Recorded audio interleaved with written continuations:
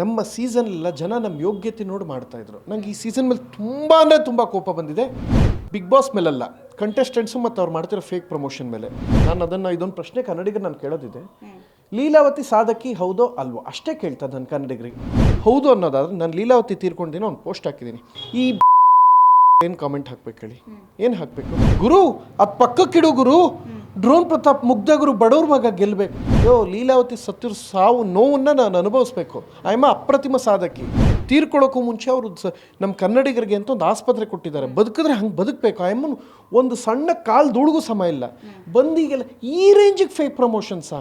ವಿಜಯವಾಣಿ ಡಿಜಿಟಲ್ನ ಸಮಸ್ತ ವೀಕ್ಷಕರಿಗೆ hi hello. ಇವತ್ತು ನಮ್ಮ ಜೊತೆಗೆ ಬಿಗ್ ಬಾಸ್ ಅಂತ ಹೇಳಿದರೆ ಫಸ್ಟ್ ನೆನಪಾಗೋ ಹೆಸರು ಯಾರ್ದು ಅಂದರೆ ಸೀಸನ್ 4 ಪ್ರಥಮ್ ಅವರ ಹೆಸರು. ಸೊ ಇನ್ನು ಬಹುಶಃ ಎಷ್ಟು ಸೀಸನ್ಗಳು ಬಂದರೂ ಅವ್ರ ಹೆಸರನ್ನ ಯಾರೂ ಕೂಡ ಮರೆಯೋದಿಲ್ಲ. ಅಷ್ಟು ಚೆನ್ನಾಗಿ ಪಟ್ಪಟ ಅಂತ ಮಾತಾಡ್ತಾರೆ. ನಮ್ಮ ಜೊತೆಗಿದ್ದಾರೆ. ಇತ್ತೀಚೆಗಷ್ಟೇ ಅವರು ಅಯೋಧ್ಯೆಗೆ ಫ್ರೀ ಟಿಕೆಟನ್ನು ಕೊಡ್ತೀನಿ ಅಂತ ಹೇಳಿದರು. ನಮ್ಮ ಆಫೀಸಲ್ಲೂ ಕೂಡ ಟಿಕೆಟ್ನ ಇಸ್ಕೊಂಬನ್ನಿ ಅಂತ ನನ್ನನ್ನು ಕಳಿಸಿದ್ದಾರೆ. ಸೊ ಅವ್ರನ್ನ ಕೇಳೋಣ. ಹಾಯ್ ಪ್ರಥಮ್, ಹೇಗಿದ್ದೀರಾ? ಚೆನ್ನಾಗಿಲ್ಲ, ಇರಲಿ, ಚೆನ್ನಾಗಿದ್ದೀನಿ. ಮೊದಲನೇದಾಗೆ ಫ್ರೀ ಟಿಕೆಟ್ ಅಂದ್ರೆ ಏನು ಅಂದರೆ ಅದನ್ನು ಫ್ರೀ ಟಿಕೆಟ್ ಅಂತಲ್ಲ, ಕರ್ನಾಟಕದಲ್ಲಿಯಾದ ಎಲ್ಲ ಕಾರ್ಮಿಕರಿಗೂ ಅಯೋಧ್ಯೆ 22ನೇ ತಾರೀಕು ಸಂಸ್ಥಾಪನಾ ದಿನದ ದಿನ ಶೂಟ್ ಎಡಿಟಿಂಗ್ ಬಿಟ್ಟಿದ್ದೀವಿ, ಡಬ್ಬಿಂಗ್ ಕೂಡ ನಡೀತಾ ಇದೆ, ನಿಲ್ಲಿಸಿದ್ದೀವಿ. ಆ ದಿನ ಎಲ್ಲ ಕರ್ನಾಟಕದಲ್ಲಿಯಾದ ಕಾರ್ಮಿಕರಿಗೆ ಡಬಲ್ ಪೇಮೆಂಟ್ ಕೊಡ್ತಾ ಇದ್ದೀನಿ. ಮತ್ತು ಸಿನಿಮಾ ಕರ್ನಾಟಕದಲ್ಲಿ ಫೈನಲ್ ಸ್ಟೇಜ್ಲಿದೆ. ಮುಗಿದ ತಕ್ಷಣ ಎಲ್ಲ ತಂತ್ರಜ್ಞರಿಗೂ ಹಿಂದೂಗಳಿಗೆ ಅಯೋಧ್ಯೆಗೆ ಫ್ರೀ ಟಿಕೆಟ್, ಏರ್ ಟಿಕೆಟ್ಸ್. ಈಗ ಪ್ರಥಮ್ ಎಷ್ಟು ಜನಕ್ಕೆ ಟಿಕೆಟ್ ಕೊಟ್ಟರು, ಎಷ್ಟು ಜನ ಅಯೋಧ್ಯೆ ದರ್ಶನ ಮಾಡ್ತಾ ಇದ್ದಾರೆ? ದೇವರೇ, ಫಸ್ಟು ಈಗ ಹೇಳೋದನ್ನು ಕರೆಕ್ಟಾಗಿ ದಯವಿಟ್ಟು ಅರ್ಥ ಮಾಡ್ಕೊಳ್ಳಿ. ಏನು ಅಂದ್ರೆ ಈಗ ಪ್ರತಿದಿನ 5.5 ಲಕ್ಷ ಜನ ಬರ್ತಾ ಇದೆ. ನೆನ್ನೆ ಇನಾಗ್ರೇಷನ್ ಆಗಿರೋದು, ಇನ್ನೂ 1 ಮಂತ್ ಬೇಕು. ಜನ ಒಂಚೂರು ಸಮ ಆದ ತಕ್ಷಣ ಇವ್ರು ಓಡಾಡಂಗೆ ಆಗಬೇಕು. 5.5 ಲಕ್ಷ ಜನ ಹೋಗೋರಲ್ಲಿ ಎಲ್ಲಿ ನಿಂತ್ಕೊಳ್ಳೋಕ್ಕಾಯ್ತದೆ? ತಳ್ಳಾಡ್ಬಿಡ್ತಾರೆ. ಸೊ ದರ್ಶನಕ್ಕೆ ಹೋಗ್ಬೇಕಲ್ಲಿ.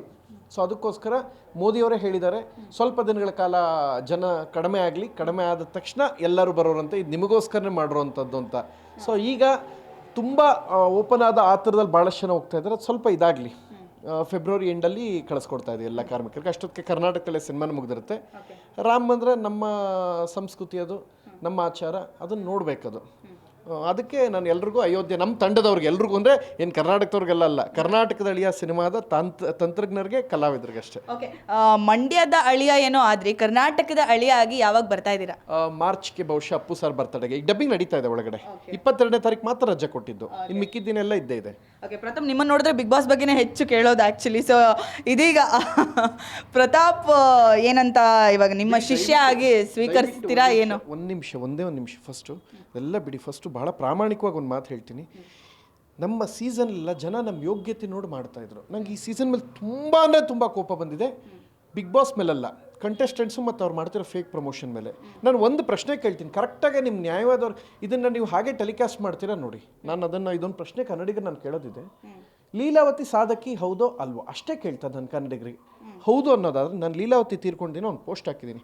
ಅದ್ಭುತ ನಟಿಗೆ ಭಾವಪೂರ್ಣ ವಿದಾಯ. ನನ್ನ ಕರಿಯರ್ಲಿ ಫಸ್ಟ್ ಯಾರದೋ ಸಿನಿಮಾದಲ್ಲಿ ನಿಮ್ಮ ಹತ್ರ ಸೇರಿದ್ದೆ ಅನ್ನೋ ಥರದಲ್ಲಿ ಏನೋ ಒಂದು ಪೋಸ್ಟ್ ಹಾಕಿದ್ರೆ ಈ ಕಾಮೆಂಟ್ ಹಾಕ್ಬೇಕು ಹೇಳಿ, ಏನು ಹಾಕಬೇಕು? ಒಂದು ಲೀಲಾವತಿಗೆ ಸಂತಾಪ ಹಾಕಬೇಕು, ಇಲ್ಲ ಇವೆಲ್ಲ ಬಿಟ್ಟು ಹಾಕ್ತಾ ಇದ್ದಾರೆ ಗೊತ್ತಾ? ಗುರು ಅದು ಪಕ್ಕಕ್ಕಿಡು ಗುರು, ಡ್ರೋನ್ ಪ್ರತಾಪ್ ಮುಗ್ಧ ಗುರು, ಬಡವ್ರ ಮಗ ಗೆಲ್ಲಬೇಕು. ಲೀಲಾವತಿ ಸತ್ತಿರೋ ಸಾವು ನೋವನ್ನು ನಾನು ಅನುಭವಿಸ್ಬೇಕು. ಆಯಮ್ಮ ಅಪ್ರತಿಮ ಸಾಧಕಿ. ತೀರ್ಕೊಳ್ಳೋಕ್ಕೂ ಮುಂಚೆ ಅವರು ನಮ್ಮ ಕನ್ನಡಿಗರಿಗೆ ಅಂತ ಒಂದು ಆಸ್ಪತ್ರೆ ಕೊಟ್ಟಿದ್ದಾರೆ. ಬದುಕಿದ್ರೆ ಹಂಗೆ ಬದುಕಬೇಕು. ಆಯಮ್ಮನ ಒಂದು ಸಣ್ಣ ಕಾಲು ದುಡುಗು ಸಮ ಇಲ್ಲ. ಬಂದೀಗೆಲ್ಲ ಈ ರೇಂಜಿಗೆ ಫೇಕ್ ಪ್ರಮೋಷನ್ಸಾ? ಅಲ್ಲಪ್ಪ, ನಾನು ಲೀಲಾವತಿ ಸಾವನ್ನು ಅನುಭವಿಸ್ಬೇಕು. ಈ ನನ್ನ ಮಕ್ಕಳು ಬಂದು ಯಾರು ಹೇಳೋಕ್ಕೆ ನಂಗೆ ಪ್ರಮೋಷನ್ಸ್? ಅವರು ಅಲ್ಲಿ ಕೂತ್ಕೊಂಡು ಏನೇ ಕಾಮೆಂಟ್ ಹಾಕಲಿ, ಅಲ್ಲಿ ಕೂತ್ಕೊಂಡು ಅಯೋಧ್ಯೆ ರಾಮ ಮಂದಿರ ಇನಾಗ್ರೇಷನ್ ಅಂತ ಹಾಕಿದ್ರೆ ಕೆಳಗಡೆ ಗುರು ಅದು ಪಕ್ಕಕ್ಕಿಡು ಗುರು, ಇವಳು ಹೆಣ್ಣು, ಇವಳು ಗೆಲ್ಲಬೇಕು ಗುರು. ಏನಿವೆಲ್ಲ ಎಲ್ಲ ನಮ್ಮ ಪೋಸ್ಟ್ಗೆಲ್ಲ ಇವ್ರಿಗೆ ಯಾರು ಅಧಿಕಾರ ಕೊಟ್ಟರು? ಎಲ್ಲದೂ ಅದೇ ಆಗೋದ್ರೆ ಬದುಕೋದು ಹೇಗೆ ನಾವು? ಅಲ್ಲಪ್ಪ, ಇನ್ನು ಯುದ್ಧ ಗೆಲ್ಲಕ್ಕೆ ಹೋಯ್ತವ್ರು ಅವರು, ಕಾಶ್ಮೀರ ಕಾರ್ಗಿಲ್ ಯುದ್ಧ ಗೆಲ್ಲಕ್ಕೆ ಹೋಯ್ತವ್ರ.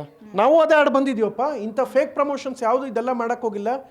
ಫಸ್ಟು ಹಿರಿಯ ಸಾಧಕರನ್ನ ಗೌರವಿಸೋದು ಇದ್ಬಿಡ್ಬೇಕು. ಇಟ್ಸ್ ಅ ಸೀರಿಯಸ್ ವಾರ್ನಿಂಗ್ ಇದು ಯಾರಿಗಾದ್ರೂ ಅಷ್ಟೇ.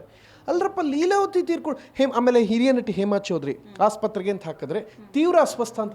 ಅಮ್ಮ ಎಂತೆಂಥ ಸಿನಿಮಾ ಮಾಡೋರೆ. ಗಟ್ವಾಣಿ ಹೆಣ್ಣು ಅಂದ್ರೆ ಆ ಥರ ಇರಬೇಕು ಪಾತ್ರಗಳು. ಹಂಗೆ ಅಂತ ಅದು ಹಾಕಿದ್ರೆ ಕೆಳಗಡೆ ಕಾಮೆಂಟ್ ಸೆಕ್ಷನ್ ಬಂದು ಗುರು ಇವ್ನು ಮುಗ್ಧ ಗುರು, ಬಡವ್ರ ಮಗ ಗುರು, ಗೆಲ್ಲಬೇಕು ಗುರು. ಅಲ್ಲ, ಗೆಲ್ಲಬೇಕು ಅನ್ನೋದಕ್ಕೆ ಅದ ಮಾನದಂಡ. ಏನರಪ್ಪ ನಿಮಗೆ ಬಂದಿರೋದು ರೋಗ ಮುಂಡೆವ? ಎಂತೆಂಥವ್ರೋ ಸಾಯ್ತಾರೆ, ನೀವು ಇನ್ನೂ ಯಾಕೆ ಸತ್ತಿಲ್ಲ? ನೀವು ಫೇಕ್ ಮೊದಲು ಆಟನ, ಬಿಗ್ ಬಾಸ್ ಆಟನ ಕನ್ನಡಿಗರು ಡಿಸೈಡ್ ಮಾಡೋರು. ನಮ್ಮ ಸೀಸನ್ನೆಲ್ಲ ಯಾಕೆ ನೀವು ಈಗ ಒಂದು ಪದ ಹೇಳಿದ್ರೆ ನೆನಪಿದೆಯಾ ನಿಮಗೆ? ಬಿಗ್ ಬಾಸ್ ಅಂದರೆ ಪ್ರಥಮ ನೆನಪು ಬರುತ್ತೆ. ನಮ್ಮ ಸೀಸನ್ನ ಜನ ಕೈಯಿಂದ ದುಡ್ಡು ಕೊಟ್ಟು ಗೆಲ್ಸವ್ರೆ, ಜನ ಕೈಯಿಂದ. ಈಗ ಏನಿದ್ರೆ ಏಜೆನ್ಸಿ ಗುರು ಇವ್ನು ತೊಳು ಗುರು, ಇವ್ನು ಎಂಥ ನನ್ನ ಮಗ ಗುರು, ಇದೆಲ್ಲ ಹಾಕ್ಸಿ ಒಪಿನಿಯನ್ ಬಿಲ್ಡ್ ಮಾಡ್ತಾರೆ. ಬಿಗ್ ಬಾಸ್ ನಂತರ ಒಂದು ಜೀವನ ಇದೆ ಕಣ್ರಪ್ಪ. ಈ ರೀತಿ ಫೇಕ್ ಪ್ರಮೋಷನ್ ಮಾಡಿಸಿ ಬದುಕಬೇಡ್ರು. ಏನು ಒಂದು ಆಟ ಅಷ್ಟೇ ಅದು, ಗೆಲ್ಲೋ ಬರದಲ್ಲಿ ಈ ಹಂತಕ್ಕೆ ಹೋಗೋದು ಇಷ್ಟು ವಿಕೃತತೆ. ದೇವರೇ ನನಗೆ ತಲೆ ಚಿಟ್ಟಿಡಿ. ಆಮೇಲೆ ಆ ರೇಂಜಿಗೆ ನಾವು ಏನೇ ಪೋಸ್ಟ್ ಹಾಕಲಿ, ಆಮೇಲೆ ಯಾವುದೋ ಚಾನಲ್ ಯಾವುದೋ ಅಯೋಧ್ಯೆ ರಾಮ ಮಂದಿರ ಇನಾಗ್ರೇಷನ್ ರೀ, ಅಲ್ಲ 550 ವರ್ಷಗಳ ಶ್ರಮ ಇದೆ, 550 ವರ್ಷಗಳ ಶ್ರಮ ಇದೆ ರೀ. ಅಯೋಧ್ಯೆ ರಾಮ ಮಂದಿರ ಎಲ್ಲರೂ ರಾಮ ಮಂದಿರ ಓಪನ್ ಆಯಿತು ಒಂದು ಸಂಭ್ರಮ ಪಡೆದಲ್ಲ ಅದು. ಆ ದಿನ ಆ್ಯಕ್ಚುಲಿ ಆಗಬೇಕಾರ್ದೇನೆಂದರೆ ಅಷ್ಟು ವರ್ಷದಿಂದ ಸಾವಿರಾರು ಜನ ತೀರ್ಕೊಂಡಿದ್ದಾರೆ, ಅದಕ್ಕೋಸ್ಕರ ಬಲಿದಾನ ಮಾಡಿ ಅವ್ರನ್ನ ಸ್ಮರಿಸೋ ದಿನ ಇದು. ನಮ್ಗೆ ರಾಮ ಮಂದಿರ ಕೊಟ್ಟಿದ್ದಾರೆ, ಅವ್ರನ್ನ ಸ್ಮರಿಸೋ ದಿನ. ಅಲ್ಲಿ ರಾಮ ಮಂದಿರಕ್ಕೋಸ್ಕರ ಸಾವಿರಾರು ಜನ ಪ್ರಾಣ ಬಿಟ್ಟವ್ರು ಅದನ್ನ ನೋಡ್ತಾ ಇದ್ದಾರೆ ಕೂತ್ಕೊಂಡು. ಗುರು ಅದು ಪಕ್ಕಕ್ಕೆ ಕೊಡುಗ್ರು, ಇವನಿಗೆ ಸಪೋರ್ಟ್ ಮಾಡೋಗ್ರು ಅಂತ ಕಾಮೆಂಟ್ ಹಾಕೋದು. ಮಾಡ್ಬೇಕಾ ನಾನು? ಏನು ಇವರಪ್ಪ ನನ್ನ ಕೆಲಸಕ್ಕೆ